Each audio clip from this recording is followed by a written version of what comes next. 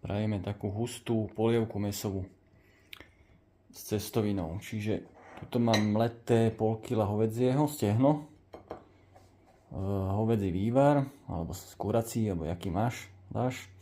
Pretlak, lupané paradajky, červená paprika, mám kukuricu, cibula, cesnak, červená paprika, čierne korenie mleté, bazálka, nejaké cestoviny, takéto mušličky alebo kolienka, olivový olej a petržlenovú vňaťku. Nakrájaš si cibulu na jedno, vybereš stred z papriky,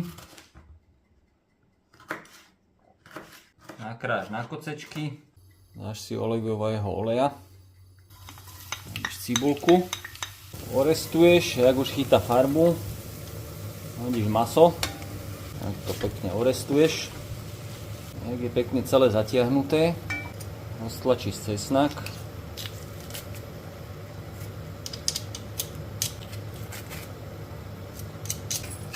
čierne korenie, červenú papriku, sol. Tak to stále miešaj, ešte nejaké 2 minúty osmažíš. Dáme paradajky,